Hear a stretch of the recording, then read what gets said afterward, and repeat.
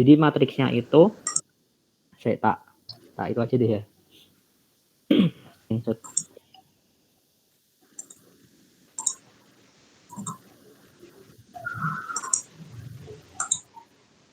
Ini karena aku tidak tahu apa yang mau dibahas buat materi advance-nya, jadi kita bahas materi yang kesannya agak dasarnya aja ya.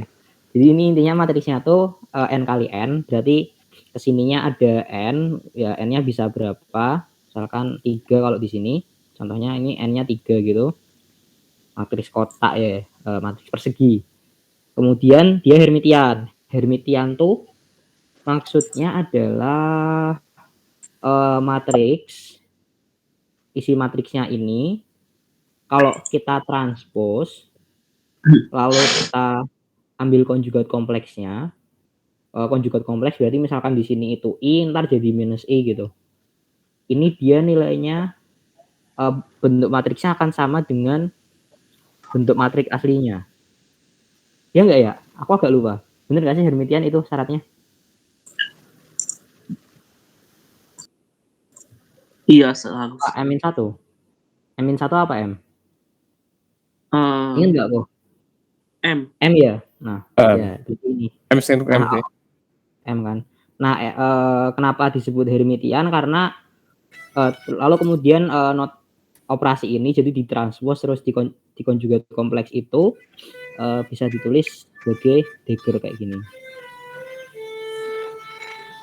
Misalkan kita punya matriksnya kalau 2 kali 2 misalkan I 2 2I min 2I sejalan berarti 1 2I min 2I 2. Nah, ini kalau kita transpose doang ini kan bakal jadi 1 2I min 2I 2.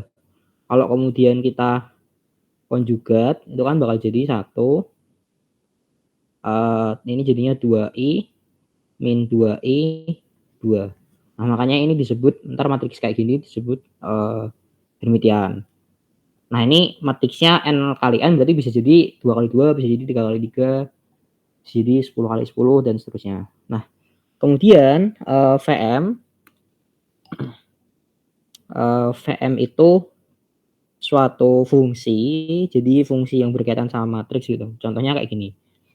Ini H per n kuadrat trace M kuadrat. Ya, kemudian ada ini trace M TR M TR suatu matriks tuh gini. Jadi kalau aku punya matriks, misalkan ini matriks ya, misalkan ini aku tulis M11, M12, M13, M21, M22, M23, M31, M32, M33. Nah, trace-nya itu adalah jumlahan dari semua suku diagonalnya sini. Berarti trace-nya ini, misalkan ini matriks M, trace-nya M itu sama dengan M11 tambah M22 tambah M33. Nah, kalau trace M kuadrat, berarti ntar M-nya ini dikalikan M-nya, jadi M dikali M perkalian matriks, terus habis itu diambil trace-nya. Kayak gitu. Kemudian mana sih tadi problem 3 ini ya? Nah, ini. Nah, ini yang sini berarti diambil trace dari M kuadrat, terus yang sini ambil trace dari M baru kemudian dikuadratin. Dengan H adalah suatu konstanta. Ya, disebutnya coupling konstan. Konstanta apa? Coupling. Aku nggak tahu bahasa Indonesia yang bagus apa. Ya, tapi pokoknya dia namanya intinya dia satu konstanta gitu. Terus N di sini ya nilai ininya kalau 10 ya berarti N di sini 10, sini 10. Nah, ini yang ini itu integralnya ini tuh kalau nggak salah nanti dia disebut sebagai integralnya maksudnya fungsi partisi integralnya itu. Nah, kita yang disuruh nyari itu adalah distribusi peluang dari suatu nilai dari M besar. Jadi mungkin ya terus matriks terus ada suatu nilai ya. Value assuming n is very large. Nah, di sini kan ada istilah suah nilai. Jadi mungkin kita bahas suah nilai dulu. Jadi kalau misalkan aku punya matriks, misalkan ini, suah nilai itu jadi kalau aku kalikan matriks ini dengan suatu matriks kolom atau mungkin di beberapa itu sebanding apa ya, kayak suatu vektor gitu, kita kalikan dengan suatu matriks kolom, eee, kalau ini elemennya tertentu misalkan kita atur sedemikian rupa, itu bisa jadi hasilnya itu kan matriks kolom juga ya. Nah, matriks kolom hasilnya ini sama dengan misalkan ini, N gitu, kayak misalkan L, ini misalkan ini L aksen, nah ini L aksen ini bisa aja sama dengan L, tapi dikali suatu konstanta, lambda misalkan. Nah, lambda ini yang disebut sebagai suah nilai. Nah, jumlah suah nilai dari suatu matriks itu tergantung dengan, berhubungan dengan, apa, dimensinya. Jadi kalau matriksnya N kali N, ini kalau nggak salah ya, berarti jumlah suah nilainya ada N. Bisa jadi ada satu suah nilai yang bisa jadi berulang gitu loh, kayak misalkan 0, 0, 2 gitu. Nah, suah nilainya 0, 0 sama 2 berarti tapi ada 2 yang nilainya 0 kayak gitu. Nah, berarti entar kalau N kali N ada N suah nilai, misalkan ini 3 kali 3. Misalkan contohnya ini. Nah, berarti kita, mencari distribusi peluang dari adanya suatu suah nilai tunggal dari M. Nggak terlalu paham juga sih. Nah, oke, itu yang, eee, bisa dipahami dari soal. Dengan asumsi N besar ini sangat besar, N besarnya itu cukup ya sangat besar. Berarti ya nanti kepakai asumsinya bakalan gitu. Oke, sampai sini cukup jelas kayaknya ya, atau enggak?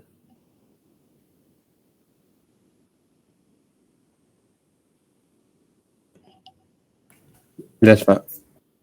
Oke.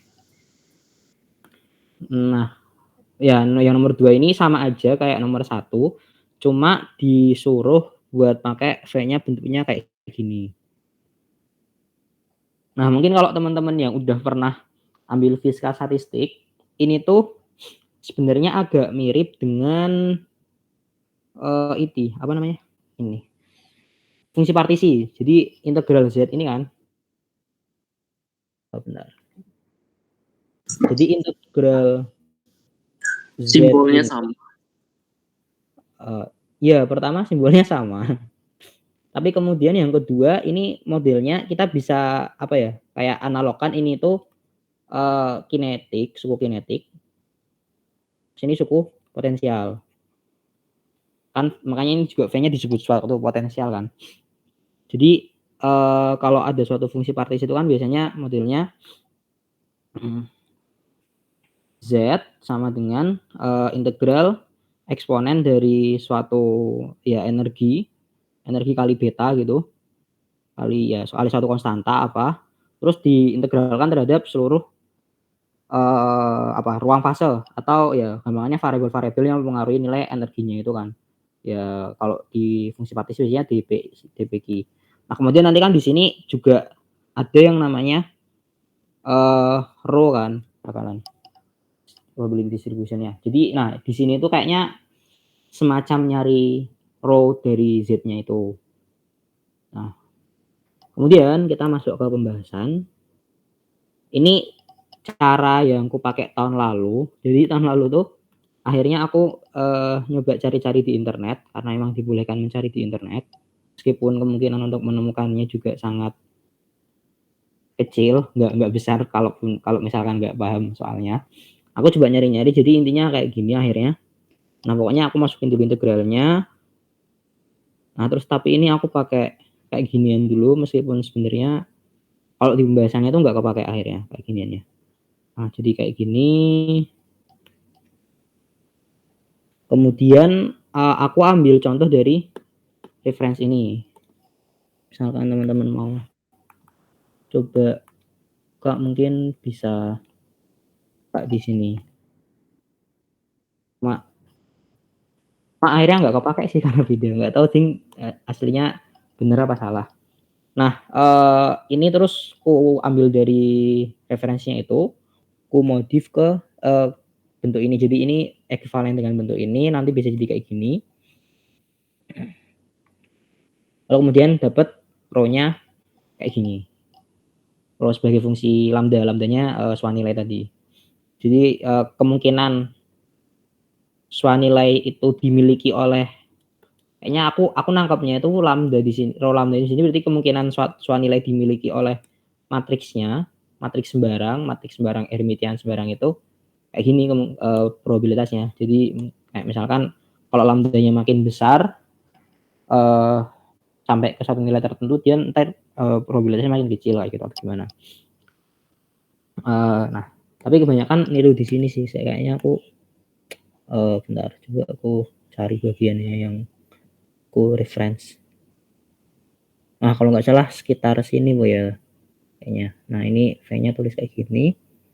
Nah, terus dapetnya ini, kalau nggak salah, akhirnya bentar, saya oh, apa atasnya ya? Bentar. Oh, kayaknya bagian ini deh, bagian ini. Terus jadi kayak gini, ini yang tadi ku tunjukin. Cuma aku agak lupa bagian row-nya aku ambil yang dari mana. Tapi pokoknya aku tahun lalu ambil dari sini. Wah, apa kayaknya sampai sini doang ya? Enggak ding. Ya gitulah. Nah, kemudian ini berarti sekarang masuk ke apa yang ku pahami dari pembahasan di sini. Yang pertama, nah ini itu ya apa? Pertama hubungan antara swanilai dengan trace suatu matriks. Jadi trace suatu matriks sembarang M pangkat K, ya kalau tadi misalkan pangkat eta Rm kuadrat itu sama dengan jumlahan swanilainya di pangkatan K. Nah, jadi kayak gini usul. Jadi kalau aku punya suatu matriks, misalkan ini kayak gini ya.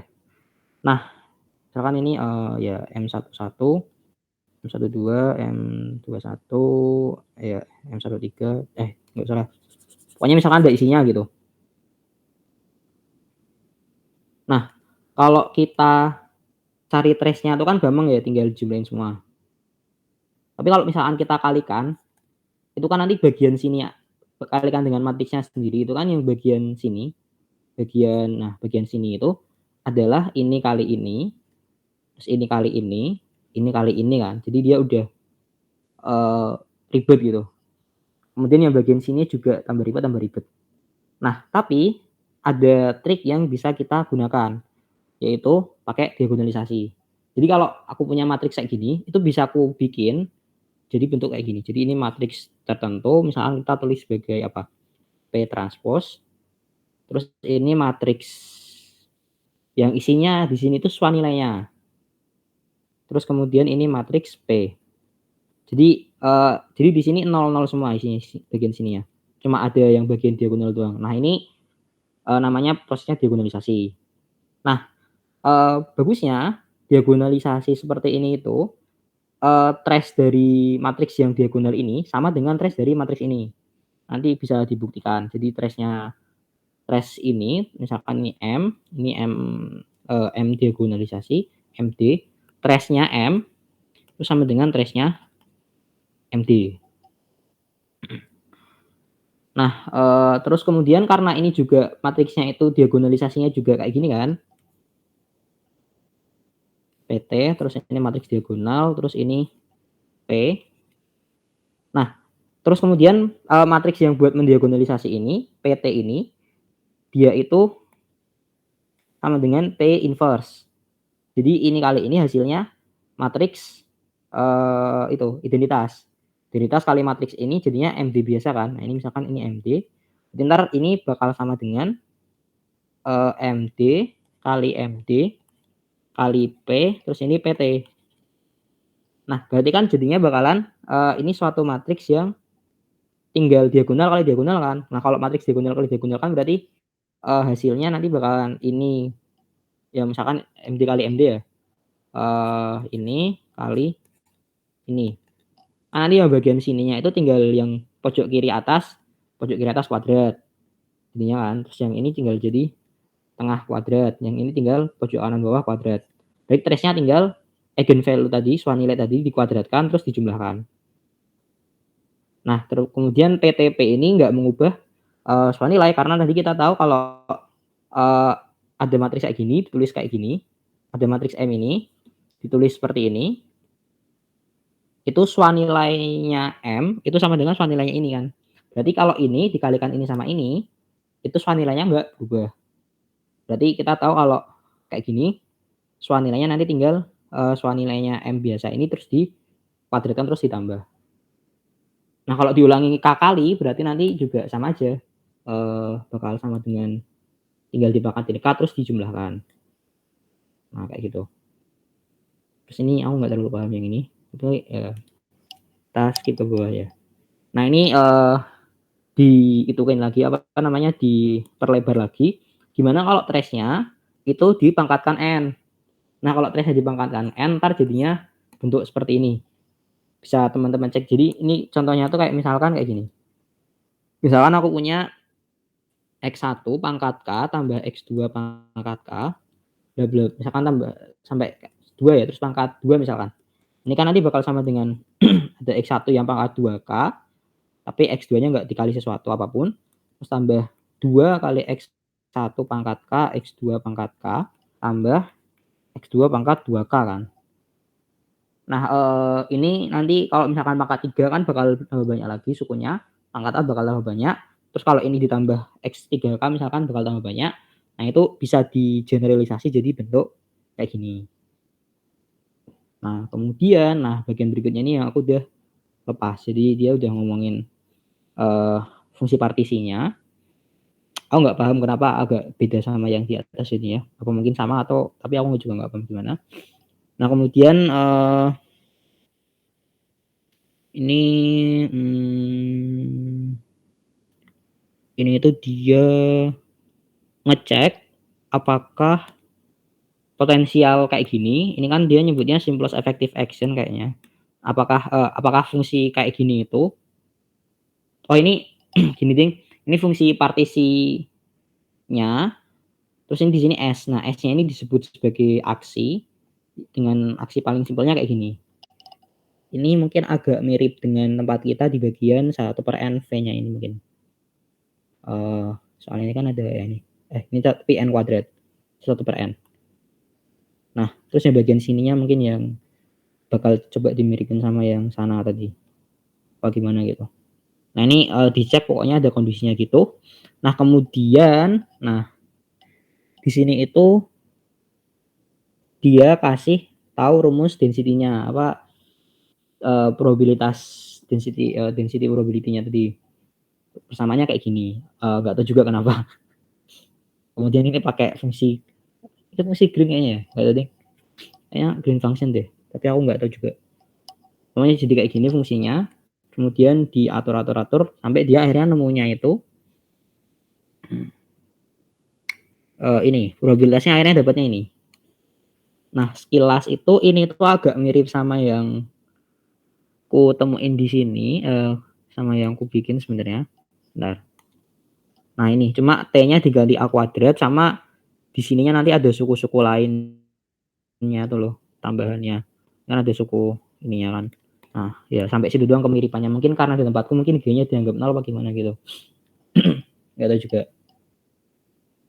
Nah, kemudian ada ini nah terus ini ditambahin ininya apa namanya? Bentuk distribusi eigenvalue-nya. Wah, ini aku juga sebenarnya cukup itu ya, cuma nggak tahu juga gimana maksudnya ini. Ya, tapi begitulah. Nah, ini ada referensinya. Nah, ini aku baru lihat lagi beberapa hari terakhir, jadi belum sempat kok cek referensinya. Tapi kalau misalkan ada yang mau baca-baca bisa coba baca ini mungkin. Oke, seperti itu mungkin agak lama, sorry. Gimana? Mungkin ada yang mau diskusiin nggak? Mungkin ada yang punya pengetahuan mengenai materi kayak gini. Ini tuh kalau nggak salah dia nyebutnya itu, ini bukunya kan, buku introduksi, buku yang buat belajar. Nah, introduction tuh random matrix. Jadi mungkin kalau mau dicari keywordnya ini random matrix, hal yang berhubungan dengan matriks acak kayak gitu. Oke, mungkin gimana, ada nggak? Atau mungkin yang bagian-bagian dasarnya, kalau enggak misalkan, jadi aku mikirnya kalau misalkan yang bagian ribetnya kita nggak paham, seenggaknya kita belajar hal yang dasarnya dari sini yang bisa kita pahami gitu loh. Ya, meskipun mungkin nggak membantu pas besok, tapi seenggaknya ada hal yang kita dapatkan. Oke, silakan teman-teman.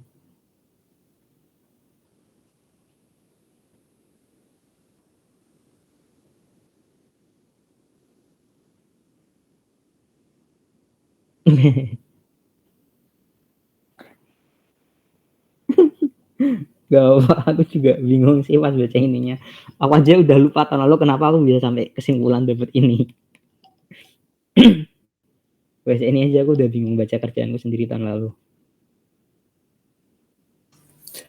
Itu apa tadi ininya? Bukunya apa yang random matrices tadi? Introduction to Random Matrices. Ini punya lecture dia. Jadi tadi aku nemu udahan di internet, cuma dia aku simpen di HP tadi. Nih, tak copyin aja ya. Oh, Zuber. Ya, temennya Nirina Zuber. Jadi dia namanya Jirija Zuber. Oh ini. Enggak, jawabannya enggak harus latex. Jawabannya bebas, cuma sepertinya sepemikiran dengan saya, panitianya suka pakai latex, jadi akhirnya aku ikut-ikutan pakai latex habisnya. Oh ini yang penting bisa dibaca. Jean-Bernard Zuber. Laboratoire de Physique Théorique. Prancis nggak sih itu? Iya ini.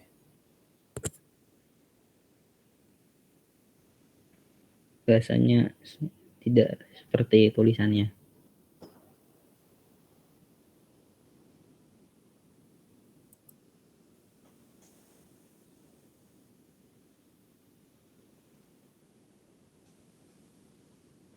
Nah ini tuh dia ada hubungannya sama string teori juga, cuma nggak paham juga. Aduh, makin nggak paham ada string teorinya tuh. Di soalnya apa ya kayaknya nggak salah tuh dikasih tahu kalau ada hubungannya sama string teori itu. Oh ini, such path integral are understood to be dual to minimal string theory. Sports action evolve ya. Useful gravity with the minimal conformal theory into intersect. Oh paham salah satu istilah di sini nggak kok? Apa? Yang mana? Ini apa conformal field theory, apa field gravity? Ya bahasa Inggris. Liouville gravity nggak pernah dengar. Conformal nggak pernah dengar. Oke. Metersect. Dual to minimal string theory, buset. Bullshit actions involved.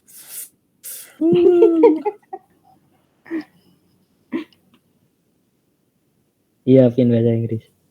Ini referensinya dia juga pakai bahasa Inggris semua kok. Sepertinya karena ya bahasa universal ya teman-teman.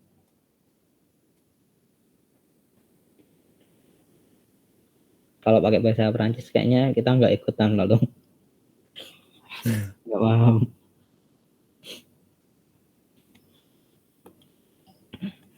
Ini paper referensinya juga paper baru kayaknya deh, kalau nggak salah. Oh enggak ya? Oh, agak lawas nih yang ini. Yang ini lawas berarti papernya. Yang nomor 5 yang paper baru tuh. Tapi ya siapa yang kepikiran buat nyari referensi kayak dengan judul seperti ini ya tahun lalu. New critical behavior. Apa ini? A proposal for strings at D. More than one, bigger than one kayak gini. Gak ada.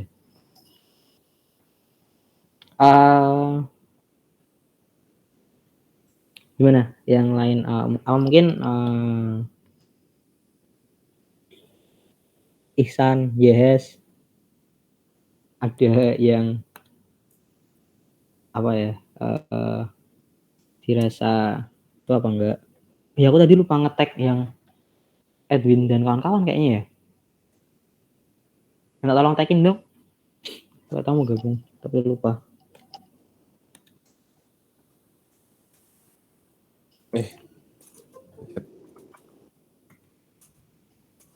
Halo.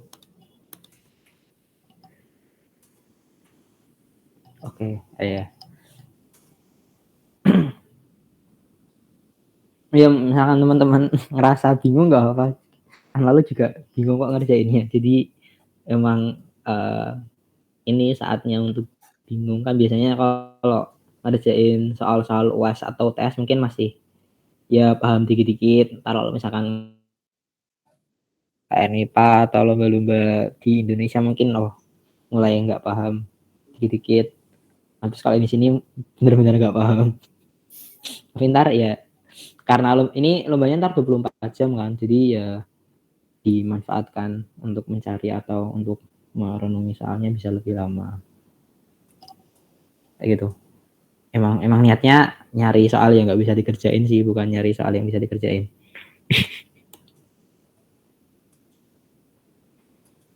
Oke, apa mungkin mau pindah ke soal nomor 5 dulu, Po?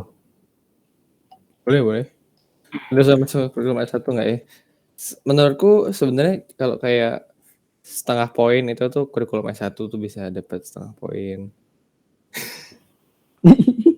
Setengah dari maksimal 20 poin tiap soal. Iya, jadi gimana ya, Vin? Kurikulum S1 kita juga nggak pernah full ini kurikulum. Nggak pernah komplit dan komprehensif juga. Oke, ini menarik nih. The Pursuit of Maximal Happiness. Ini aku suka soal-soal ITP itu ini loh. Apa playful gitu. Soalnya nggak textbook gitu. Bentar. Lucu judulnya.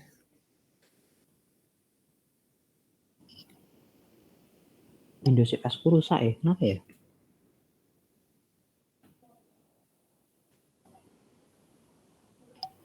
Apa yang rusak? Ambil Windows Shift S-nya nggak bisa itu. Buat nge-screenshot yang nggak full satu layar. Bentar, sambil ngecas bateriku habis. Oke. Cepet ya habisnya, biasanya nggak secepat ini. Saatnya, Wid. Oh iya. Saatnya untuk update ke Windows 11. Kayak ini, makin brutal nih. Iya, makin brutal. Aku belum berani update ke Windows 11 sih, sepertinya tidak perlu juga misalkan ini. Tidak perlu juga. Masih trial nggak sih itu? Yes, update ke ini sih, Wid, iOS sih, Wid.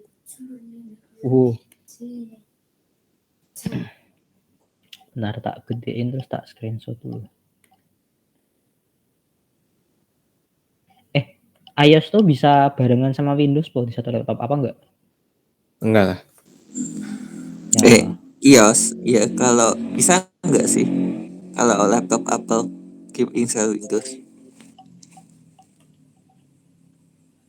Oh, kalau laptopnya emang dari Apple bisa gabung sama bisa double OS ya? Kalau aku bisa, tapi laptop Windows gak bisa install iOS yang pasti. Ya. Benar sih, poin dari eksklusivitasnya berkurang kalau di Windows bisa diinstal iOS. Nah, ini soalnya cukup menarik menurutku karena dia ngambil dari ini ada novel dari EA Abut apa gimana sih bacanya? Ini pokoknya novelnya tuh Flatland ngomongin tentang gimana kalau dunia di mana cuma 2 dimensi gitu loh. Aku belum pernah baca novelnya sih, tapi kayaknya aku pernah nonton kayak review apanya gitu, kayaknya cukup menarik idenya emang. Iya, itu cukup banyak dibahas tuh Flatland. Kalau ngomongin model apa, ngomongin gimana 4 dimensi itu kayak gimana, biasanya Flatland yang jadi referensinya. Oh, kalau di Flatland kalau nggak salah ada yang itu nggak sih, kalau 2 dimensi ngelihat 3 dimensi ya pokoknya cuma penampang Ya 2 cuma dimensinya depannya gitu. doang, betul. Makanya kalau kita 3 dimensi ngelihat 4 dimensi ya cuma penampang 3 dimensinya gitu nggak sih mikirnya? Yes. Nah, tapi ini tuh intinya pokoknya ada Myriapoda, kayak apa sih ini tuh kayak ini nggak sih kayak kaki seribu apa gimana gitu sih Myriapoda. Nah, dia tersusun dari banyak segmen, jadi kita bisa ibaratkan misalkan segmen kayak gini ya. Ada banyak bla bla bla. Nah, kemudian setiap segmennya itu punya panjang delta. Di tengah tiap segmen ada satu kaki, jadi kayak gini misalkan, panjangnya A per 2. Dengan perbandingannya kayak gini. Jadi N kali delta itu kan panjang semua ininya kan, apa namanya, satu Myriapodanya kan berarti. Panjang dari ujung ke ujungnya kan berarti N kali delta karena ada N segmen, tiap segmennya delta. Nah, itu jauh lebih besar daripada A per 2. Jadi jauh lebih besar daripada kakinya, panjang kakinya. Panjang kakinya ini jauh lebih besar daripada delta. Jadi ya misalkan kayak gini ya, jauh lebih besar daripada delta gitu panjang kakinya. Tapi dia juga jauh lebih kecil daripada panjang totalnya kayak gitu. Nah, kakinya ini selalu tegak lurus terhadap segmennya. Jadi ini tegak lurus dan bisa berpindah dari satu segmen dari satu bagian ke bagian lain. Jadi misalkan dia di kanan, ini atas atau misalkan dia bisa pindah ke bawah kayak gitu. Nah, kemudian dia bisa saling pass through each other, jadi bisa saling melewati satu sama lain. Jadi kayak bisa aja ada Myriapoda yang kayak gini, terus dia ngelewatin Myriapoda lain yang kayak gini. Jadi tumpang tindih gini loh. Mungkin kalau di 3 dimensi kayak tumpang tindih, tapi karena ya itu 2 dimensi kan. Jadi dia bisa melewati satu sama lain, tembus gitu. Nah, ini ngomongin Myriapodanya itu prefer untuk, jadi dia Myriapodanya itu punya beberapa preferensi. Yang pertama itu untuk sit straight. Jadi dia suka untuk lurus. Pengennya lurus kayak gini. Nah, apa efeknya kalau dia enggak lurus? Nah, ini ada hubungannya sama tetanya itu. Kalau dia ini total happiness-nya kayak gini. Sigma kappa I cos theta I ke I plus 1 per delta. Artinya apa? Kalau dia lurus terus itu kan berarti sudut antar segmennya itu kan bakal 0 semua kan, alias cos-nya bakal atau 190 derajat semua. Mungkin lebih tepatnya 0 sih ya, bakal 0 semua. Sehingga cos-nya bakal 1 semua. Berarti nanti maksimalnya adalah kappa dikali N-1 atau ya bisa dikali dengan N. Jadi maksimalnya nanti max-nya itu kappa N per delta. Maksimal dari ini ya, suku ke preferensi ke lurusannya ini tuh. Kalau misalkan ada ada sedikit aja bagian segmen itu yang jadi kayak gini, jadi ada yang bengkok kayak gini, ini kan bakal ada sudut tetanya nggak 0. Ini juga ada sudut teta nggak 0, ini ada sudut teta nggak 0, maka nanti ininya bakal berkurang. Makanya dia disebut di sini suka untuk duduk lurus. Kriterianya apa? Kriterianya bahwa happiness levelnya kayak gini. Efeknya kalau ada bengkok dikit jadi kayak gini. Nah, jadi berkurang itu ya. Kemudian mereka ekstrovert. Mereka suka berinteraksi dengan Myriapoda yang lainnya. Nah, ini like to hold each other legs so that the ends of their leg coincide forming a straight piece of length. Jadi kalau digambarin mungkin kayak gini ya. Mereka pengennya misalkan ini lurus nih. Misalnya cuma 4 segmen kayak gini. Ini tidak untuk di scale ya. Nah, jadi mereka pengennya ini kan bisa aja kayak gini kan. Bisa aja kayak gini. Kayak gini misalkan. Bisa aja kayak gini. Nah, tapi mereka nggak suka kalau kayak gini. Mereka sukanya itu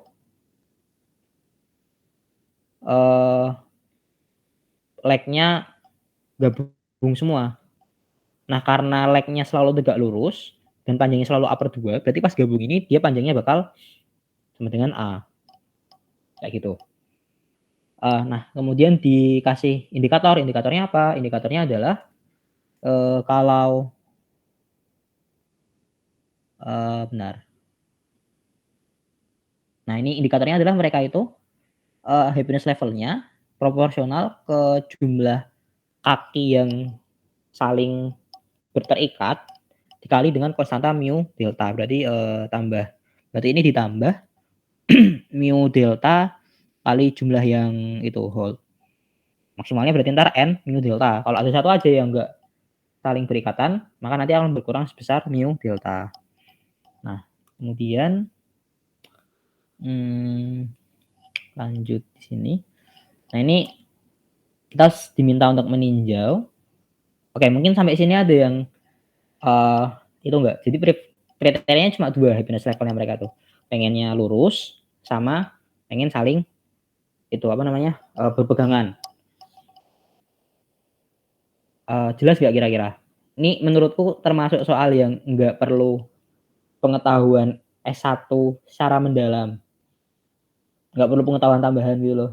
Jadi mungkin nggak terlalu bisa intuitif gitu loh, nggak perlu pengetahuan tambahan. Bener. Itu sudutnya gimana sudutnya? Yang antar yang apa yang kos-kos tadi aku blank ya. Sudut antar segmen apa ya? Internetku payah.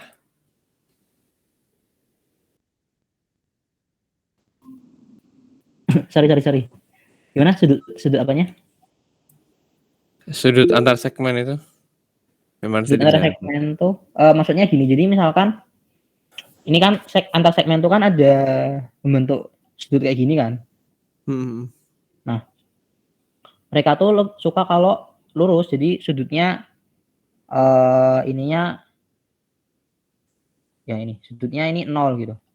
Gini tuh sudutnya 0 itu gimana ya? Oh ya, berarti gampangannya mereka sukanya 180 derajat. Mungkin ya 180 derajat kurangi. Kayak bisa dibikin cos kayak itu, Mas.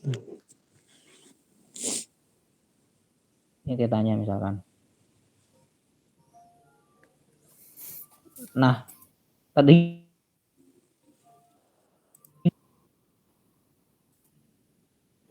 apa Aul gimana Aul? Nggak hilang kan ya? Halo?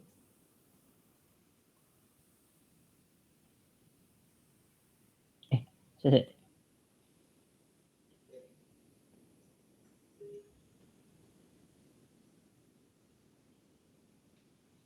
Oh iya benar. Benar kata Aul, benar. Gini. Kan misalnya ada miriapod kayak gini kan. Nah, ini kan dia kan nanti punya garis lurus kayak gini. Nah, sudutnya itu terhadap garis lurusnya ini tuh loh. Nah, misalnya segmen keduanya kayak gini. Berarti kan dia membentuk sudut terhadap garis lurusnya ini sebesar 0. Nah, misalkan kemudian kan segmennya kayak gini. Berarti kan dia membentuk sudut terhadap garis lurusnya sebesar θ. Kan kayak gini. Berarti kan dia membentuk sudut terhadap ininya sebesar 90 derajat misalkan ya. Dan seterusnya kayak gitu. Jadi ya yang ditinjau sudut itunya. Jadi mungkin bisa aja dia mungkin praktisnya dia lebih suka kayak gini daripada kayak gini. Kenapa? Karena kalau kayak gini dia cuma berkurang sebesar ini satu sudut doang. Sedangkan kalau kayak gini dia berkurang 1, 2, 3, 4. Ada 4 yang nggak lurus kayak gitu. Oke.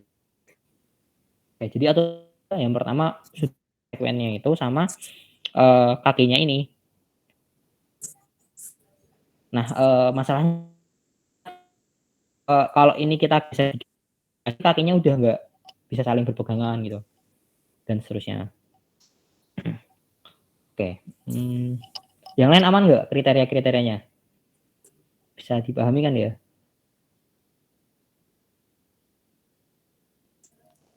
Bisa. Oke. Yes.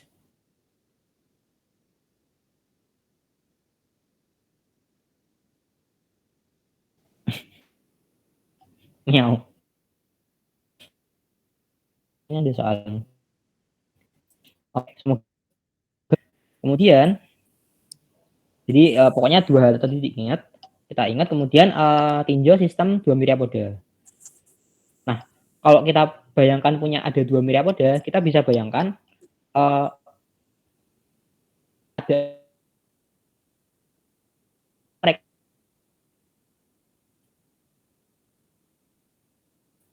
pakainya segmennya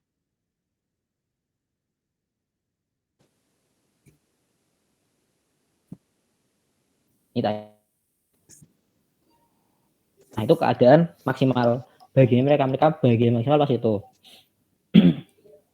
Nah, tapi kadang itu di sini dia cerita bisa aja mereka pas ketemu itu nggak langsung kayak gitu, makanya end up di metastabil state, keadaan metastabil. Apa yang dimaksud keadaan metastabil? Keadaan metastabil tuh kebahagiaannya levelnya itu jauh lebih kecil daripada maksimalnya. Jadi misalkan kalau di grafik misal kayak gini, misalkan ini maksimalnya kayak gini ya. Nah, metastabil tuh mereka state-nya di sini. Misalkan. Jadi sebenarnya kalau mau tuh mereka bisa berubah ke maksimal. Tapi kalau kita pengen transisi dari state metastabil ke state yang stabil maksimal itu, dia bakal melewati initial decrease. Jadi dia harus merelakan kebahagiaannya itu turun cukup jauh, cukup besar, untuk kemudian baru habis itu dia bahagia lagi gitu. Nah ini dikasih juga itunya apa namanya kriterianya, decrease-nya itu proporsional terhadap total jumlah segmennya. Jadi dia decrease-nya sebanding dengan n besar. Artinya kalau n besarnya cukup, kan kita tahu n besarnya sangat besar, berarti decrease-nya juga cukup besar. Jadi mungkin kalau dianggap misalkan dia harus turun ke sini dulu, baru kemudian nanti dia bisa naik ke sini gitu. Nah, ya ini mungkin menggambarkan kayak kenapa kita malas untuk naik jabatan atau naik ke keadaan yang lebih baik, karena untuk ke situ kita harus menuju ke keadaan yang mungkin kurang baik, apa capek apa gimana gitu. Ya, itu sosokan filosofis apalah. Nah, udah itu. Nah, pertama kita diminta soalnya itu diminta untuk mengklasifikasi possible metastable state. Nah, disebut sebagai defect. Nah, nanti keadaan metastabilnya itu disebut sebagai defect.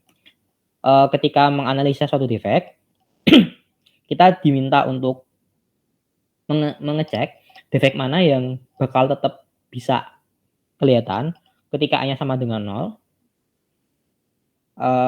atau dan defect mana yang meskipun A-nya enggak 0, dia kalau A-nya enggak 0, kalau A-nya 0 dia enggak kelihatan kayak gitu. Ya pokoknya kita ntar bisa analisa sendiri yang mana yang itu. Nah, kemudian soal yang kedua suruh mencari pure defect. Enggak tahu pure defect definisinya apa. Nah, ini ada yang definisinya suggest effect of other defect types are not present. Jadi ya kita suruh untuk mengklasifikasi pure state-nya.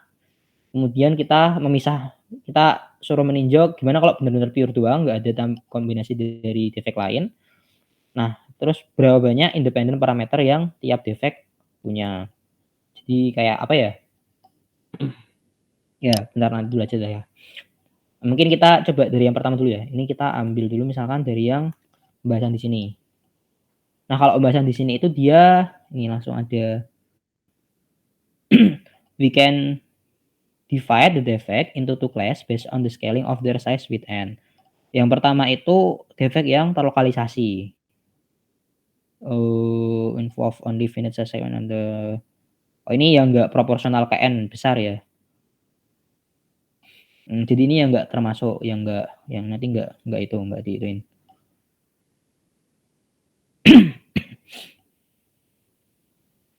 Nah, kemudian sorry. Selamat datang Edwin.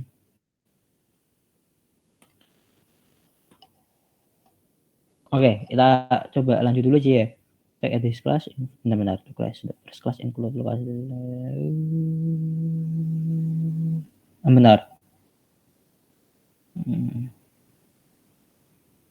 Oh.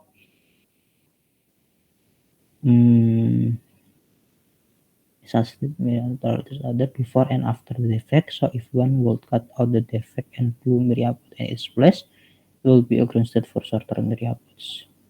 There are the option. Oh, ini tuh jadi pokoknya defect yang pertama itu jenisnya kan ini lurus kayak gini ya. Nah, defect yang pertama itu jenisnya kayak misalkan cuma karena ada kesalahan posisi dari beberapa bagian tuh loh. Jadi nggak semuanya tuh salah posisi. Jadi dia di sini bilang kalau misalkan kayak gini, contoh defeknya kayak gini. Di myriapodnya bentuknya kayak gini. Nah, ini kan kalau kita potong bagian ini, kita hilangkan, kemudian yang bagian ini kita sambung, itu kan dia bakal jadi myriapod dengan maksimal happiness juga kan. Nah, itu yang disebut sebagai defek tipe pertama kalau di jawabannya ini. Nah, ada dua opsi. Yang pertama, defeknya itu yang nggak melibatkan persilangan myriapoda. Disebut sebagai loop.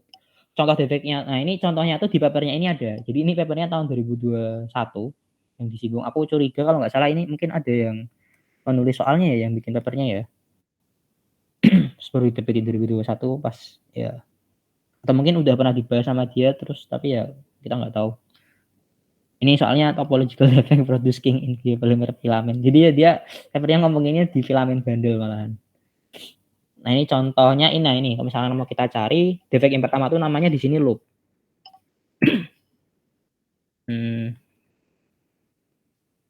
Nah, ini contohnya, defeknya contohnya kayak gini. Bentar, Pak Profesor. Loop. Nah, ini contohnya loop tuh kayak gini. Berarti ya, yang kayak gini ini contohnya. Defek loop tuh kayak gini. Nah, defek loop ini kan kenapa dia disebut defek? Karena gini.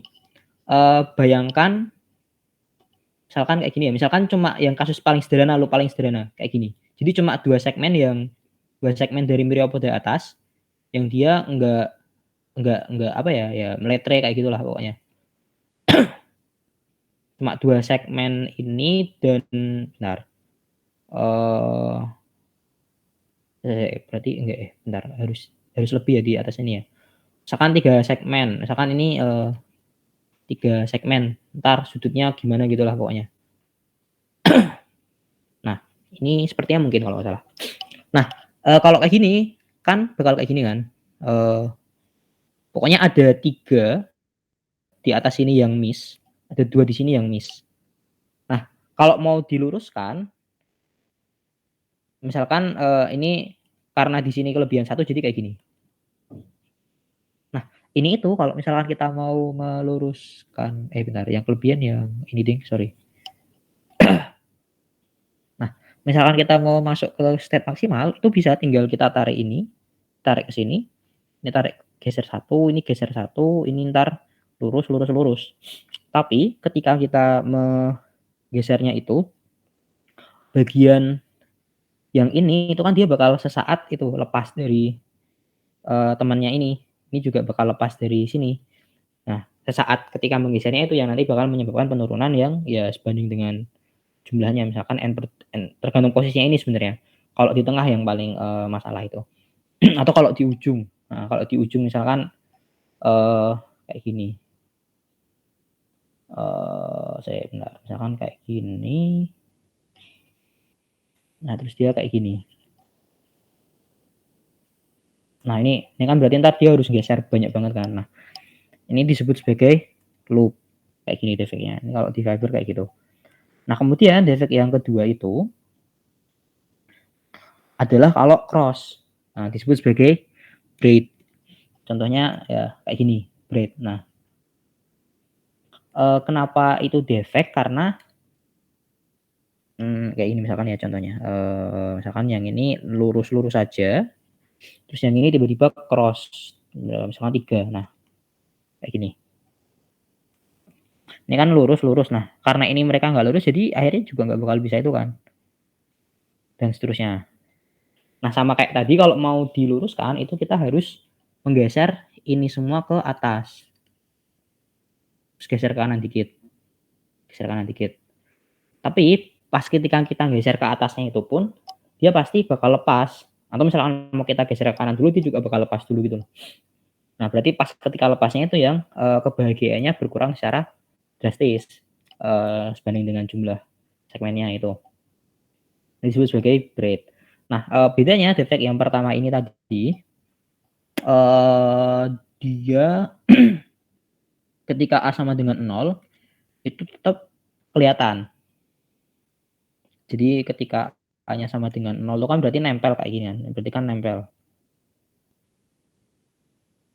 Nempel kayak gini tuh dia tetap ada defeknya. Karena ya pas digeser mesti bakal lepas dulu gitu. Nah, tapi kalau yang cross ini kalau A-nya sama dengan 0 dia enggak kelihatan defeknya. Karena pas ketika A sama dengan 0 kan dia ini ya sama enggak apa ya, dua-duanya bakal tetap garis lurus kan, supaya ada braid-nya itu. Nah, sehingga berarti yang ini itu kalau yang braid ini kalau A-nya sama dengan 0 dia sama kayak zero defect state gitu. Sebutnya di sini kayak gitu. Nah, kemudian ini 2 tipe. Nah, kalau di jawaban yang dimasukkan tahun lalu, jadi tahun lalu tuh berniat untuk menuliskan model matematikanya, tapi setelah dipikir-pikir sepertinya sulit kalau mau diselesaikan secara analitik, jadi akhirnya menyelesaikannya geometrik. Nah, defect yang pertama tadi itu tertulis di sini dapatnya ya, meskipun nggak persis ya, tapi ya agak mirip lah yang ditinjau tuh.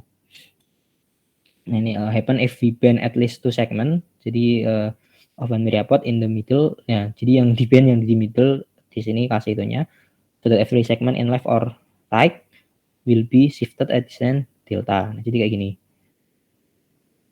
Kemudian yang braid tadi itu ini. Nah, ini supaya cross. Nah, kenapa aku sebut ini intuitif, karena pas kepikiran ngerjain ini pun yang ngerjain itu juga mikirnya intuitif dulu. Jadi nggak terlalu ngelihat persamaan matematisnya, ini cuma kayak ngebayangin aja gitu. Sepertinya kayak gini itu, terus dicek oh ternyata emang beneran kayak gitu. Nah, sepertinya ini bakal ngasih defect, oh cek ternyata emang beneran kayak gitu. Nah, jadi 2 tebakan ini berhasil cukup mirip, mungkin dianggap mirip gitulah sama mereka pokoknya. Nah, kemudian defect ini kan tipe 1 tadi yang cuma mengubah beberapa itu. Ini dua-duanya tadi sama, kalau ini kita potong kayak gini, yang lain ya terus kita ilangin.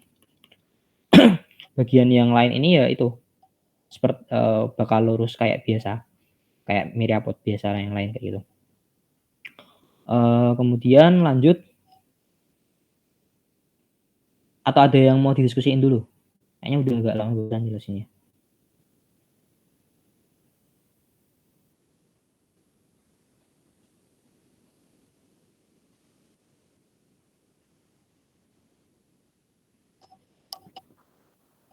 Iya, cuma 2 myriapod, sistem 2 myriapod.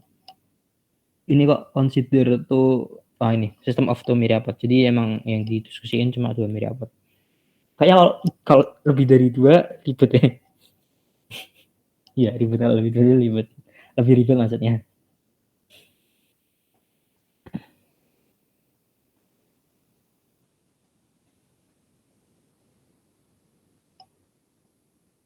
Mungkin ada yang kepikiran defect lain gitu selain yang disebutkan di soal yang masih masuk ke kategori barusan.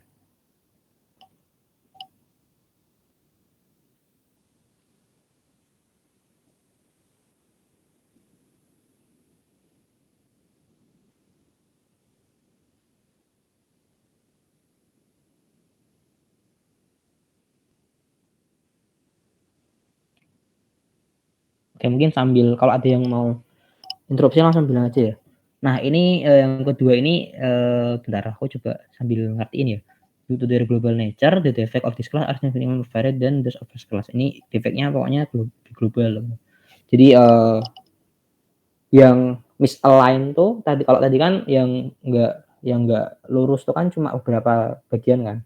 Nah kalau yang ini tuh global dulu lebih mungkin keadaan keseluruhan myriapodanya itu berbeda dari keadaan maksimal yang kita inginkan tadi itu, yang di awal tadi itu yang dua-duanya lurus.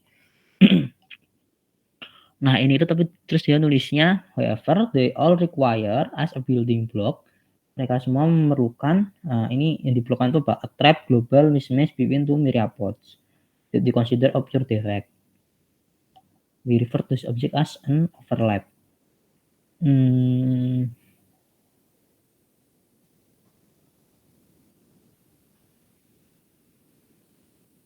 Aku ada yang nangkap nggak ini maksudnya gimana? Aku nangkapnya itu yang dimaksud di sini itu bentuk defeknya kayak gini.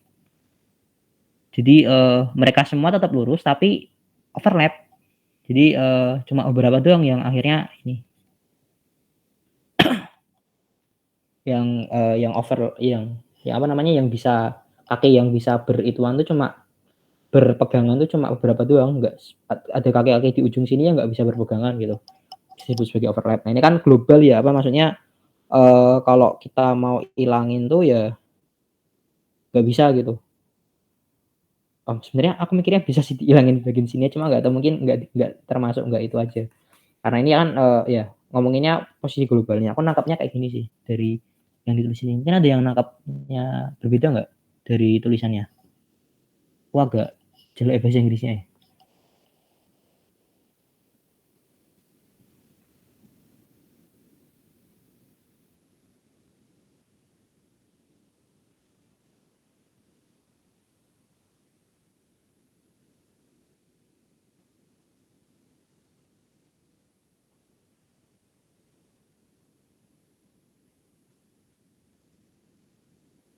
Sebenarnya itu udah sampai sini doang.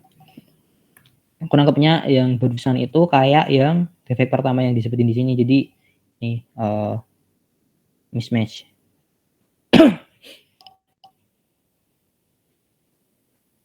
Di sini ya kebetulan di sini juga cuma 3. Wow. Yang disebutin di bahasanya juga cuma 3. Tapi kayaknya yang bagian free parameternya atau independent parameternya salah. Soalnya yang di sini yang bread itu kan yang ini ya, yang bread kan yang ini ya. Oh ya, ini yang pertama yang loop itu di sini ada independent parameternya. Kalau di sini dia bilangnya yang loop itu length of mismatch. Terus tapi yang bread itu dia bilang nggak ada karena ya pure. Nggak tahu juga sih kenapa kalau pure nggak ada. Kemudian tapi kalau di sini kita mikirnya ada. Ya nggak tahu juga deh. Mungkin beda yang dimaksud. Di sini mikirnya parameternya kayak ginian. Mungkin emang nggak paham tentang lo. Nah,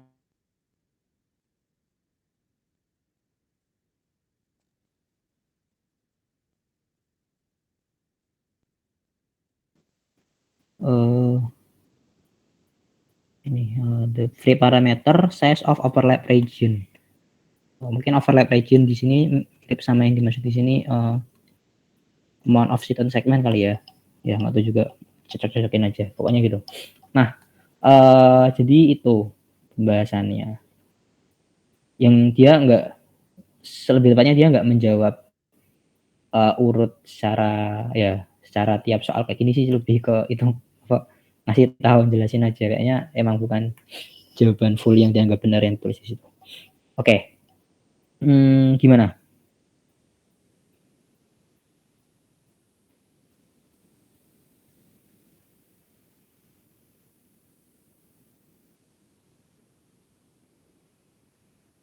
Ada yang mau didiskusiin mungkin terkait yang ini?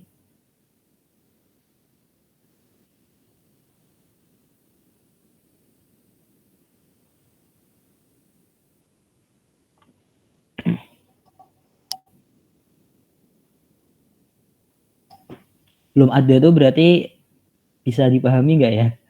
Bisa kan ya? Aku semoga bisa. Bisa.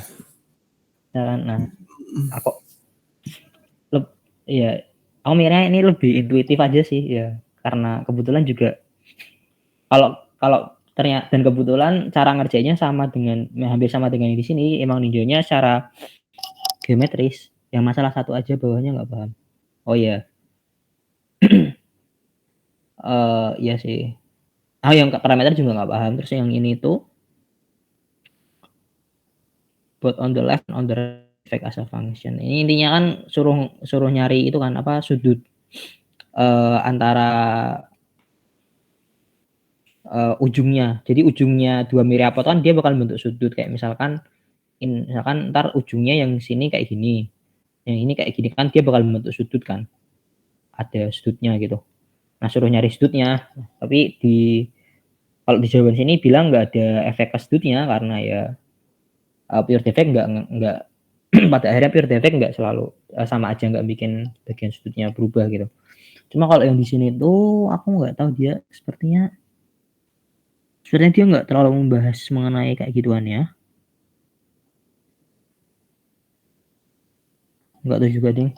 Terus yang kalau yang soal nomor 4 ini dia nyinggung tentang phase transition juga sih, tapi nggak tahu juga kayak gini gimana. Di sini suruh soft numerical tapi dia juga nggak kasih tahu itu. Tapi sebenarnya yang kalau aku lihat yang poinnya cukup besar emang yang pertama sih. Yang pertama ini poinnya cukup besar karena toh di sini jawaban bagian nomor 2, 3, 4-nya nggak terlalu memuaskan sebenarnya, tapi bagian pertamanya sepertinya hampir sama dengan yang dimaksud di paper sama yang di kunci jawabannya, jadi cukup bagus dapat poinnya kayak gitu. Tapi nggak apa, yang penting seenggaknya apa ya kayak ada gambaran kalau beberapa soal di sini itu ada yang mungkin kayak gini soalnya, jadi bukan soal yang menuntut buat pengetahuan apa ya, apa sih nyebutnya kayak gitu tuh, kayak pengetahuan dari luar gitu loh. Emang dari pengetahuan yang minimum kita bisa asalkan kita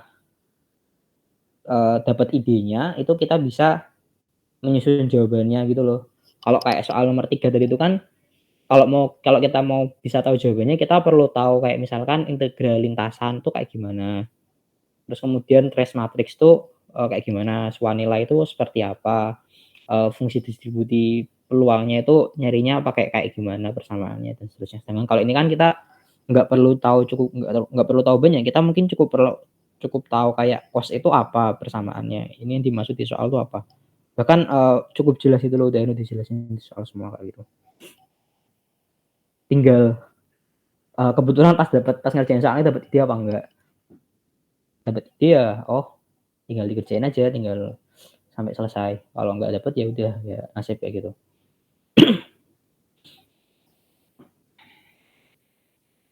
Oke. Main lama ya kayaknya, setengah jam lebih barusan. Mungkin kalau gimana teman-teman yang lain?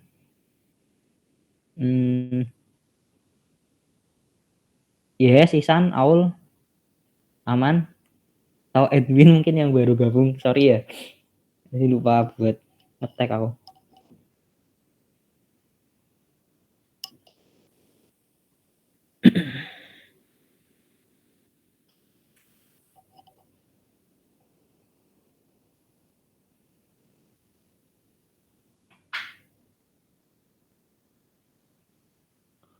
Masih menelaah kembali, oke. Nih ada yang mau tanyain aja ya, atau mungkin kepikiran bentuk defek yang lain.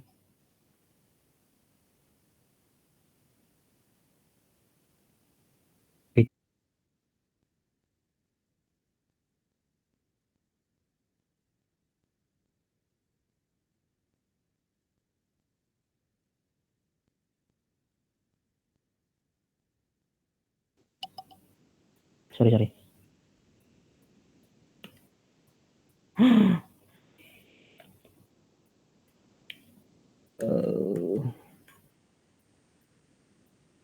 Nah ya kalau yang ini ntar bisa langsung cari di webnya aja. Bahkan kalau mau cari yang soal-soal sampai berapa ini 6 tahun yang lalu juga masih ada. Ya ini ya 6 tahun yang lalu juga masih ada. Saya kunci jawabannya juga. Jadi bisa dicek-cek. Oke. Atau mungkin kalau ntar masih ada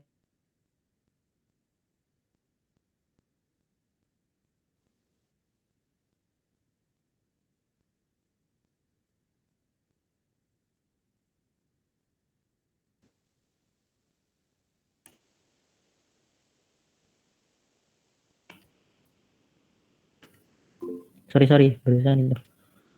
Atau mungkin kalau ada yang mau didiskusiin lagi soal ini ntar juga bisa atau habis ini. Brian nomor 2 gimana, Bri? Bisa malam ini nggak? Bisa sih, tapi yang lain gimana? Udah ngantuk belum? Atau mau lanjut? Aku ngikut. Gimana? 9:30 ya? Mau lanjut mungkin sampai jam 10.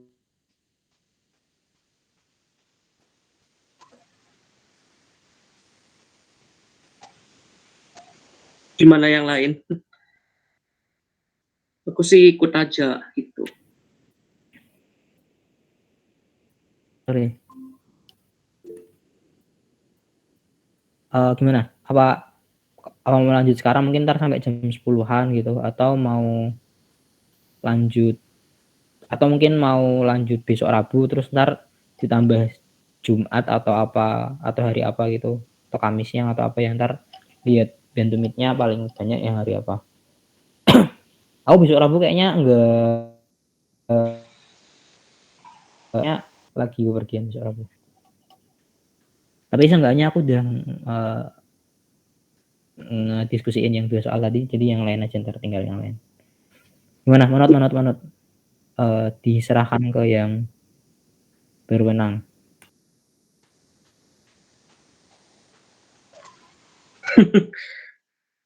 Sebenarnya punya aku apa ya? Bentar cek. Enggak gimana banyak banget sih. Tapi ya terserah sih kalau udah ngantuk atau gimana.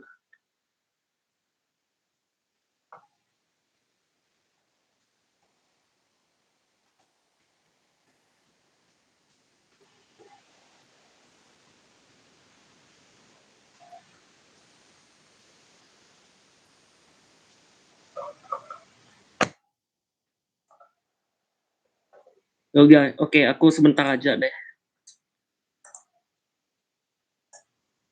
Oke, izin share screen ya.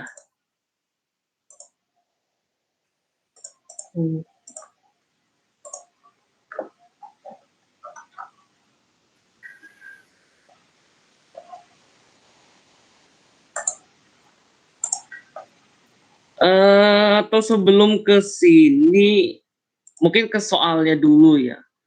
Jadi soalnya itu, jadi ada, oke. Soalnya dulu ya. Nah,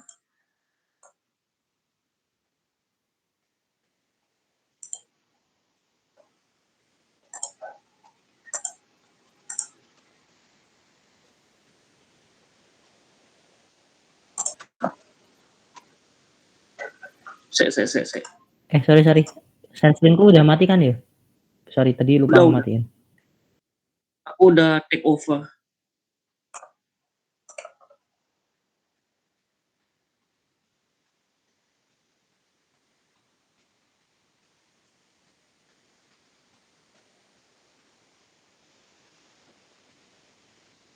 Oke, ini udah kelihatan belum?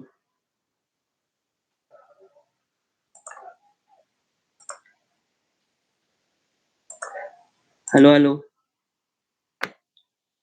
Sudah. Udah, Bri, udah. Udah ya, oke. Mungkin digedein aja. Gedein. Nah, ya. Oke, jadi ini soal nomor 2 tahun lalu. Ya, ini tentang virus ya. Jadi ini kaitannya nanti ada komputasinya juga. Ya, jadi ceritanya secara singkat ada suatu bakteria. Ya, dia ya bisa menginfeksi ya. Terus bakteri ini bisa beradaptasi terhadap antibiotik dengan manipulasi gen. Nah, terus dia tidak menggunakan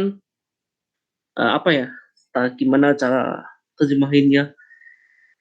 Oke, jadi bakteri ini dia bisa menginfeksi bakteri lain gitu dengan kodenya mereka gitu.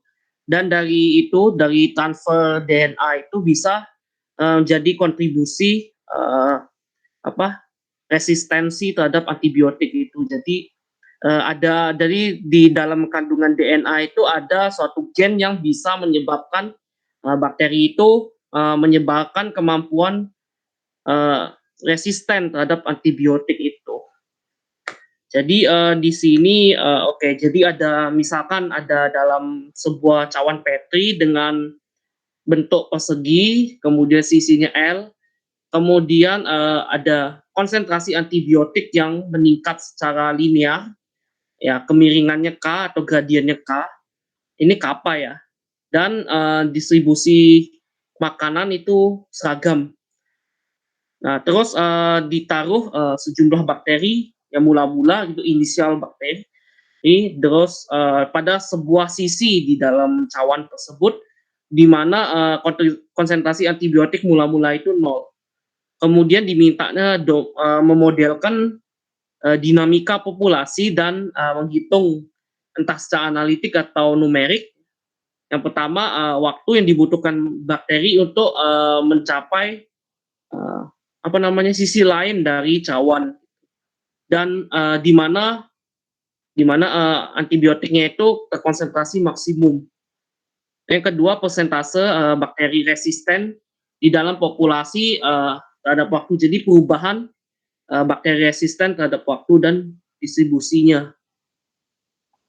Nah, diasumsikan bakterinya itu identik kecuali untuk sebagian kecil dari populasi awal epsilon misalkan. Ya, jadi populasi sebagian kecil ini dia sudah resisten terhadap antibiotik. Nah, itu ada fraksinya gitu. Nah, terus tanpa kehadiran antibiotik, laju reproduksi dari bakteri resisten itu lebih lambat dengan faktor delta. Karena karena ya ada semacam metabolic cost gitu. Pokoknya lebih lambat kalau misalkan tidak ada antibiotik. Nah, terus misalkan bakteri itu punya ukuran L kecil itu jauh lebih kecil daripada L. L itu sisi cawan Petri. Terus bakterinya tidak dapat bergerak atau overlap, tidak saling bertumpuk. Terus dan sebuah bakteri yang resisten itu bisa menginfeksi tetangganya dengan laju konstan R kecil. Nah, terus dimintanya harus memberi alasan gitu, memberi penjelasan terkait efek antibiotik terhadap laju reproduksi dari bakteri. Kemudian ya diasumsikan the decrease in rate of, berarti pengurangan laju reproduksi itu linear in the total amount of antibiotic in contact itu bakterium. Jadi ya dengan adanya antibiotik itu laju pertumbuhan bakteri juga berkurang gitu secara linear dengan differing slopes itu CNR dan CR di antara population. Jadi CR itu yang punyanya resistan, yang CNR ini punyanya non resistance. Nah, ini sebenarnya aku juga nggak terlalu paham full, cuman ya udah aku jawabnya sebisanya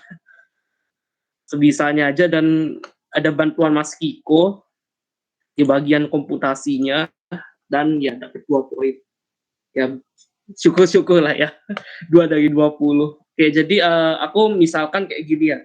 Misalkan jadi ada antibiotik susceptible bakteria itu jadi bakteri yang rentan terhadap antibiotik, artinya dia tidak resistan.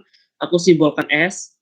Kemudian bakteri yang resistan terhadap antibiotik berarti R, dan konsentrasi antibiotik. Jadi di sini aku bikin model. Jadi ada kaitan antara antibiotik dengan yang resistan, yang non resistan dengan yang resistan. Jadi antibiotiknya berefek lebih kuat terhadap yang non resistan itu dibandingkan yang resistan. Kemudian bakteri yang resistan ini, yang non resistan ini dia punya semacam konjugasi ke bakteri yang resistan. Makanya nanti ada semacam gen gitu. Semacam gen ini kayaknya panahnya terbalik sih. Kayaknya panahnya terbalik, harusnya dari R ke S. Jadi itu bakteri resistan itu akan menyumbangkan DNA-nya supaya bakteri resistan yang non resistan ini bisa jadi resistan itu. Ya, terus di sini aku intinya cuman ngejelasin, apa ya, kayak eh ngejabarin lagi mendeklarasikan variabel ya. Kan ini di sini assuming, ya saya ulang sedikit sih, assuming the bacteria identical to uniform distribution of food, the growth of bacteria within the petri dish is likely to saturate over time as a result of space and nutrient limitation. Jadi nanti laju pertumbuhannya, karena kita ngomongin laju pertumbuhan, maka nanti pertumbuhannya akan melambat ya, karena kan pertama ruangnya terbatas, kemudian makanannya juga terbatas, ruangnya terbatas dan makanannya terbatas, maka laju pertumbuhannya akan menurun seiring dengan waktu. Terus di sini kita menggunakan logistic growth, jadi pertumbuhan logistik dengan, aku lupa sih, udah lupa sebenarnya maksudku apa. Ya itu. Jadi growth rate itu ya misalkan tahu I itu bisa diganti S atau R ya, tergantung baterai tadi resistan atau non resistan. Terus carrying capacity disk ya, terus ya ini bukan, ya jadi diasumsikan bukan eksponensial gitu. Terus karena bakterinya punya mekanisme konjugasi ya. Terus di sini ada apa, faktor delta tadi itu ya. Maka nanti growth rate dari bakteri non resistan itu ada 1 min delta kali growth rate-nya non resistan. Itu karena ada metabolic cost di sini. Itu dengan delta itu di antara 0 sampai dengan 1. Jadi laju pertumbuhan dari bakteri resistan itu lebih kecil daripada non resistan gitu. Terus conjugation rate tadi R gitu. Terus di sini saya menggunakan model saturating response, jadi respon yang saturate jenuh gitu. Ya seperti ini, jadi Emax. Ini I-nya bisa diganti S atau R. Terus kali A per A50 plus A. Ya dengan A50 itu adalah konsentrasi antibiotik untuk half maksimum efek gitu. Jadi kemudian maksimum killing rate-nya itu berarti antibiotik itu memiliki laju untuk membunuh bakteri maksimum itu Emax. Nah, terus oke, ini diasumsikan Emax-nya untuk yang resistan itu tidak sama dengan 0, tapi ya laju killing untuk yang resistan tuh lebih kecil daripada yang non resistan. Udah jelas ya. Ya gitu. Terus di sini barulah masuk ke pemodelan matematis. Ini aku dapat dari jurnal, tapi aku lupa jurnalnya kemana. Jadi ini A per DT, oke, A itu antibiotik ya. Oke, aku ulang dikit, A itu antibiotik, S itu bakteri non resistan, R itu bakteri resistan. Nah, tadi kan ada kalimat kalau antibiotiknya itu meningkat terhadap waktu, terus mula-mula antibiotik itu 0 gitu. Belum ada antibiotik. Jadi kan di A per DT ini itu sama dengan kappa kali T. Ya, karena meningkat secara linear. Terus di sini jadi ada perubahan bakteri non resistan terhadap waktu tuh seperti ini. Jadi lajunya dikali S, terus dikali 1 min S plus R per K. Ini aku dapatnya dari jurnal, aku juga sebenarnya nggak terlalu paham ini maksudnya apa. Ya gitu. Terus mu ini ada efek antibiotik on susceptible and resistant bacteria. Nah, ini dari jurnal semua ya. Aku belum ngedalamin lagi. Nah, terus ya mungkin aku jelasin apa yang bisa aku jelasin ya. Jadi mu ini ada efek dari antibiotik gitu ya. Karena antibiotik ini efeknya negatif ya terhadap pertumbuhan bakteri, makanya dikasih min di sini. Nah, itu. Jadi mu ini adalah fungsi A. Jadi ini fungsinya. Emax per A50 tambah A. Terus di sini ya karena kan tadi ada ada semacam plasmid atau konjugasi DNA, maka bakteri yang resistan itu bisa mentransfer DNA-nya ke yang non resistan supaya yang non resistan itu bisa jadi resistan. Jadi di sini ada rate-nya ini min R. Jadi karena tujuannya buat memperbanyak resistan, maka di sini jadi plus, maka di sini jadi min. Seperti itu kurang lebihnya. Nah, terus di sini ada ya karena ini menggunakan metode komputasi, jadi kita harus menggunakan metode numerik ya. Metode numerik, kemudian tentu saja kalau metodenya numerik mesti di assign ya, ada nilai yang di assign ke beberapa persamaan. Misalnya seperti ini, kan kita belum tahu kappa itu berapa, R itu berapa dan seterusnya. Nah, ini kita assign dulu itu. Nah, terus jadilah seperti ini. Jadi ini ada ya, ini persamaan komputasinya. Ya, terus ini adalah variabel-variabelnya. Terus jadinya dapat ini. Nah, dari grafik ini bisa didapatkan eksplanasi juga. Jadi yang warna biru itu adalah antibiotik bakteri yang tidak, yang non resistan. Kalau orange itu bakteri yang resistan gitu. Nah, bisa dilihat mula-mula ya, kalau di awal-awal itu kan yang non resistan tuh tumbuh dulu ya sampai ya sekitar segini, sampai sekitar ya 50.000 lah gitu. Terus karena bakteri yang resistan ini mulai mentransfer plasmidnya, maka jumlah bakteri yang resistan tuh meningkat sampai tinggi ini. Ya, terus kenapa bisa turun? Ya karena kan antibiotiknya terus meningkat ya. Ya, kemampuan. Jadi bakteri yang meskipun resisten terhadap antibiotik, tapi kalau misalnya pengaruh antibiotiknya udah semakin kuat, maka dia akan turun juga gitu. Ya, yang mula-mula tentu saja yang habis duluan yang ini, bakteri yang non resistan udah habis dulu, terus yang resistan habisnya pelan-pelan ya, jadi menurun secara eksponensial gitu. Nah, terus ya cuman kesimpulan sih, ini kayaknya nggak benar juga gitu. Aku nggak bisa ngejelasin gimana caranya dia bisa reach ke satu sisi, dari sisi lainnya itu masih kurang di situ. Nah, itu. Nah, ini ngawur sih. Ngawur ini. Nah, udah gitu. Intinya gitu, guys. Yang dari hasil analisis seadanya. Dia. Oke. Ada pertanyaan? Ya kalau aku bisa jawab sih.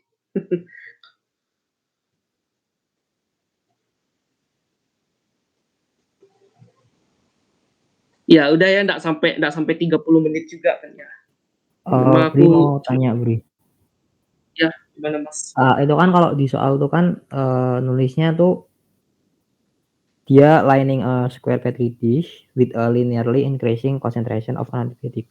Kalau di yang dikerjain itu kan linearly-nya berarti dianggapnya terhadap time ya. Iya Mas. Nah itu kalau itu kan sebenarnya lining itu kalau nggak salah aku kemarin sempat baca tuh kan ngelapisinnya bisa linear terhadap waktu tuh ada itu enggak sih? Sebenarnya di soal nggak dikasih tahu itu tuh linearly-nya terhadap time apa terhadap panjang petri dish-nya tuh tapi aku mikirnya kok kayaknya terhadap itu ya, jadi kayak di sisi paling kiri petri dish-nya tuh kayak nggak ada antibiotik, terus habis itu dibikin biar bertambah sampai di ujung tuh paling banyak gitu loh.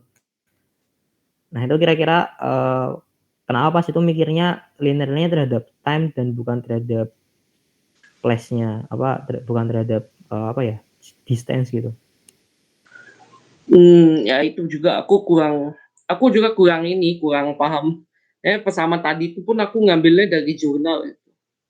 Dan di sini pun nggak jelas ya, maksudnya linearly increasing concentration of antibiotic with SOP. Nggak dibilang terhadap waktu atau terhadap jarak atau panjang, jadi ya udah.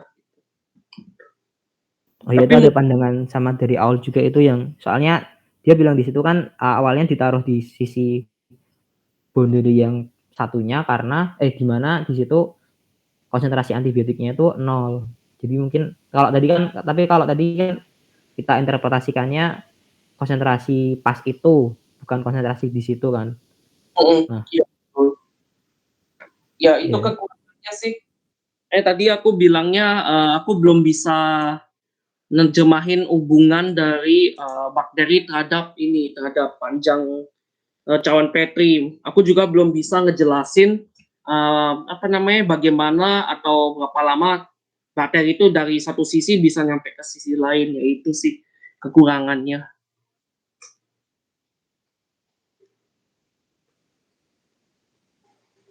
Oh ya, terus kemudian kalau tadi kan di simulasi ada nilai-nilainya kan.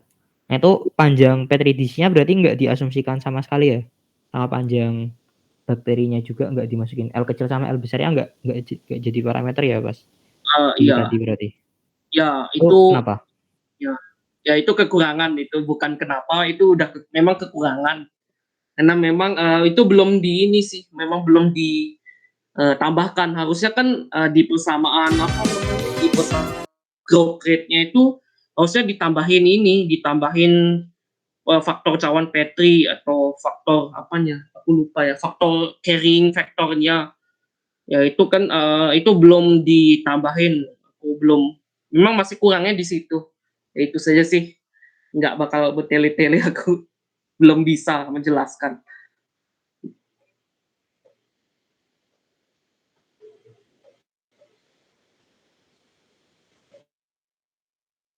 Oh ya berarti kalau tadi misalkan kita tahu L besarnya berapa, kita tahu L kecilnya berapa. Itu kira-kira kita bisa tahu nggak carrying capacity-nya kayak apa, jumlah maksimal bakteri yang bisa ada di cawan Petri-nya itu berapa, itu kira-kira bisa tahu nggak?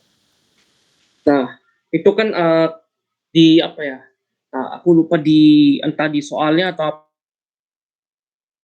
apa, kayak ada L kecil tuh. Nah, ini L kecil jauh lebih kecil daripada L. Nah, ini juga bisa jadi problem sih. Saya kan ya bisa jumlahnya kan anggapannya bisa jumlahnya banyak sampai tak hingga gitu kan. Jadi ini itu bisa banyak tak hingga tapi bisa juga berhingga, tapi jumlahnya sangat besar. Kalau misalkan berhingga deh. Saya berhingga rank vektor itu, nah itu harus ini sih, harus nyari angkanya gitu. Mungkin dari jurnal lain gitu. Aku belum ngedalamin lagi.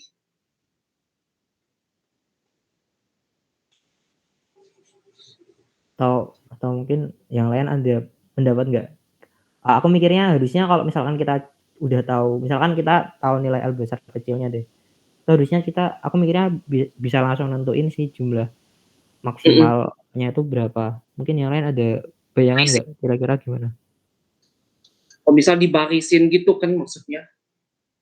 Nah iya, kalau misalkan dibarisin itu berarti kan harusnya bisa kita bisa hitung gitu loh, calculate presisnya tuh berapa maksimalnya itu di Petri dish-nya tuh. Ya bisa seperti itu. Malah mungkin kita nggak usah pakai ini juga, carrying capacity, kita tinggal nentuin aja berapa jumlah maksimum yang bisa dijejerin, terus habis itu ngitung berapa totalnya gitu, terus habis itu hitung ini seperti biasa komputasi, bisa diperoleh gitu model yang serupa.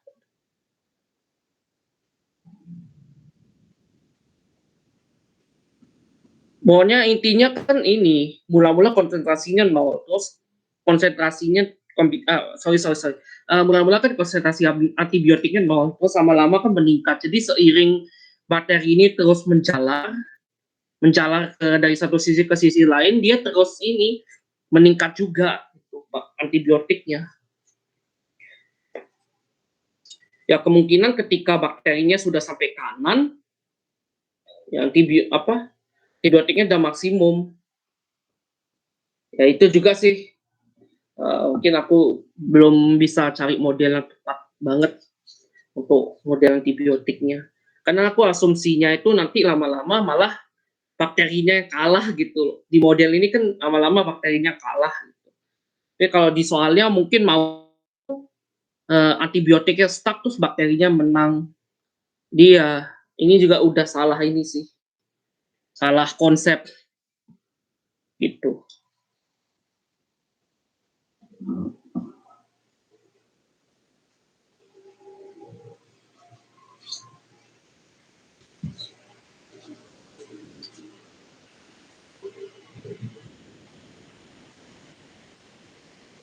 Ya, bagaimana?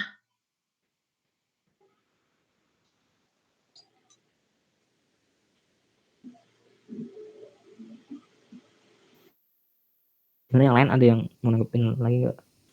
Kiko ya. Apa yang linear apa?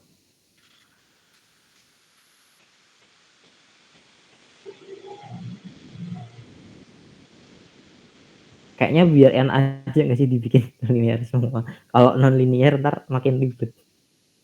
Oh iya.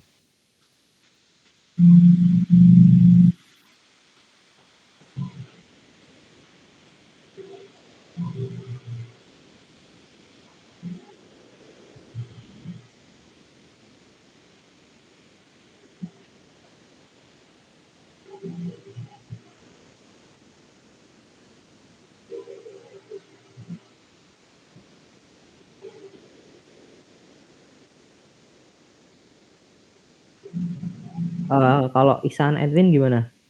Nih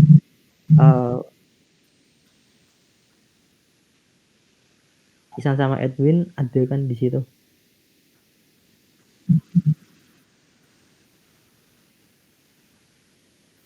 Disapa.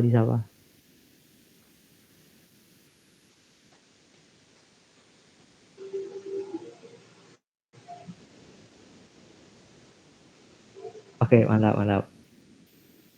Ya. Nomor 2 nggak ada, Vin. Kayaknya kalau komputasi kayak gitu emang dianggapnya straightforward gitu. Atau mungkin karena mereka nggak mau ngasih itu juga ya, apa contoh langsung. Atau mungkin mereka malas aja karena dirasa harusnya semua orang udah paham cara ngerjain, jadi nggak usah dikasih pembahasan. Nggak tahu juga. Kayaknya lo kayak itu sih. Mikirnya open jadi nggak mau ngasih parameter patokan. Meskipun sebenarnya kalau mau sebenarnya bisa-bisa aja mereka. Ya, begitulah.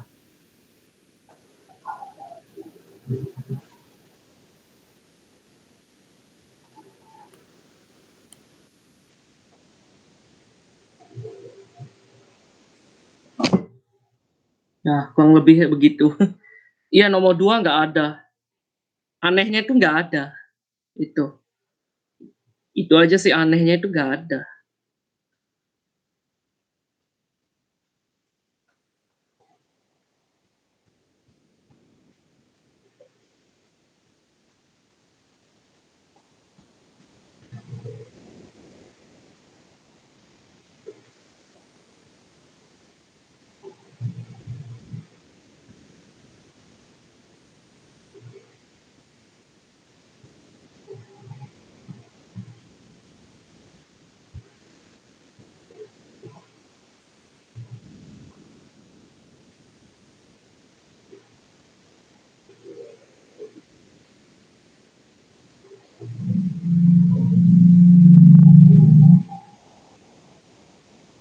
Oke, berarti mungkin udah dulu kali ya, udah jam Iya, 10.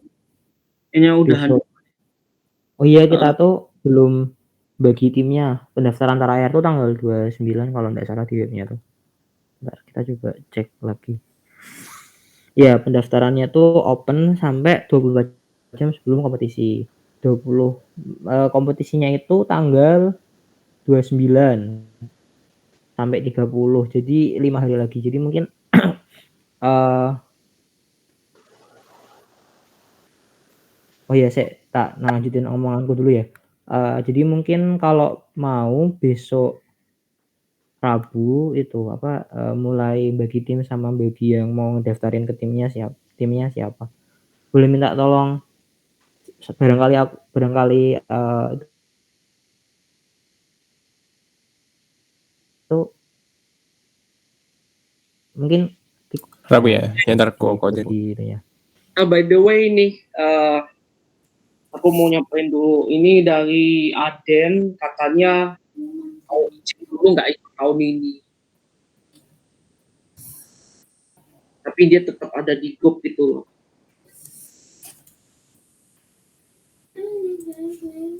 Jadi Kenapa ya? Hah? Emang ada alasannya nggak ya?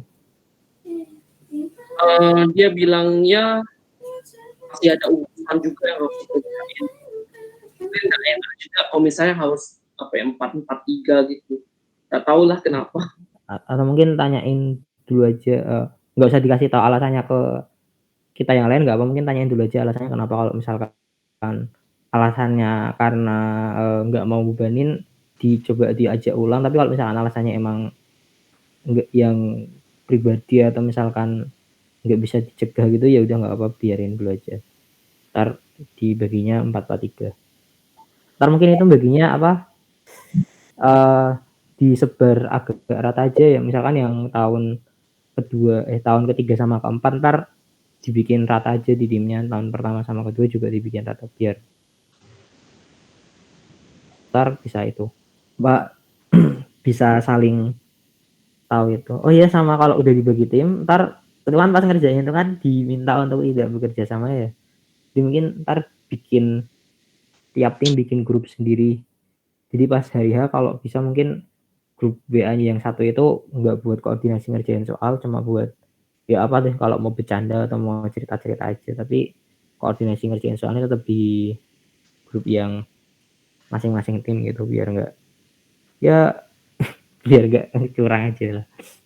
Ngapain curang juga, orang nggak curang pun nggak akan menang kecuali minta bantuan dosen. Ya apa ya, menurutku biarinnya 5-5 gitu. Kalau enggak aku yang Kalau enggak. lebih baik semuanya ikut sih kalau menurutku.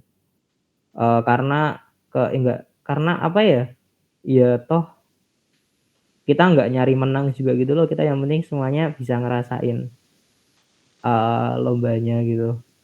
Entar kalau misalkan pengen ngitung nilai akhirnya ya tinggal ditambah-tambahin aja nilai ketiga tim gitu. Misalkan anggap aja nilai akhir kita nilai ketiga tim di total gitu, kan nggak apa-apa.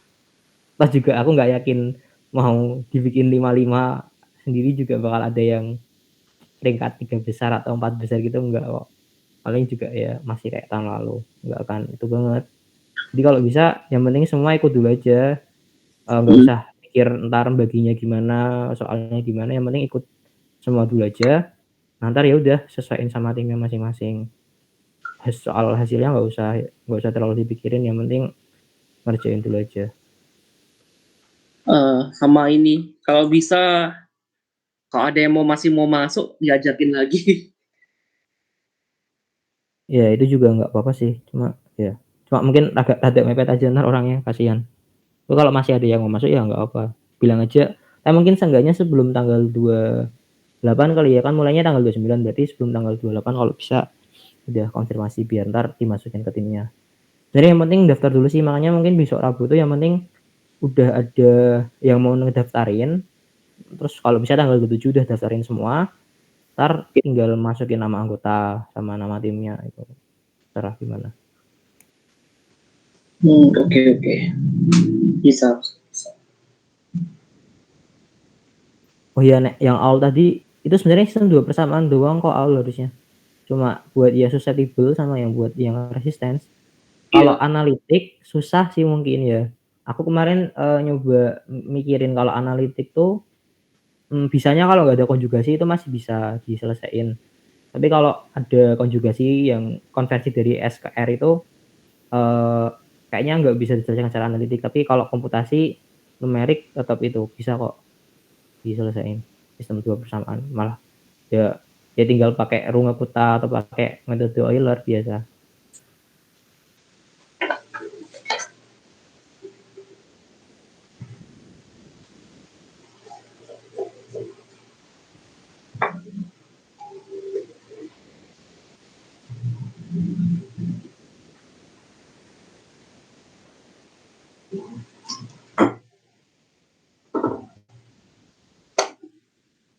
Oke, mungkin dari yang lain ada yang mau cerita atau mau ngomong dulu?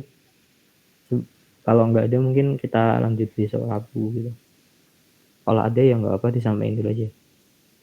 Cerita gitu atau curhat atau ngapain itu juga nggak apa. Yang masih relevan dulu aja. Ntar kalau misalkan mau ngobrol-ngobrol sendiri habis ini juga nggak apa. Aku tapi keluar dulu. Jangan lupa ikut PKS besok. TKS. Oh, TKS.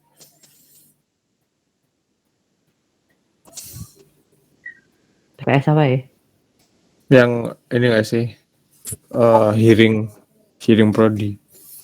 Iya, Oh, ada. ada Mas. Hearing prodi apa? Fisika. Iya, Wit. Oh, yang perwakilan. Yang disuruh ada perwakilan itu ya? Oh ya, baru ingat.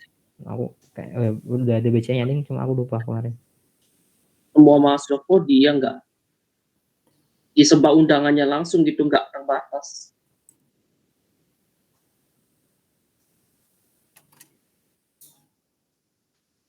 Terus aku baru tahu sekarang dekan apa kadep fisika tuh Pak Edi. Iya itu emang nggak diumumkan secara luas juga kok itu. Pergantiannya nggak apa? Ya cuma secara internal doang, nggak sampai ke mahasiswa atau kayaknya di departemen nggak tahu tinggal ada apa enggak, cuma emang nggak nyebar beritanya.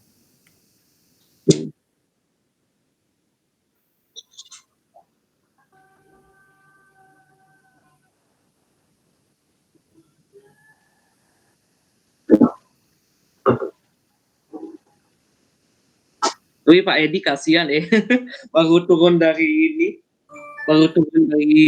kemahasiswaan, terus jadi udah naik lagi jadi dekan. Padahal katanya mau istirahat.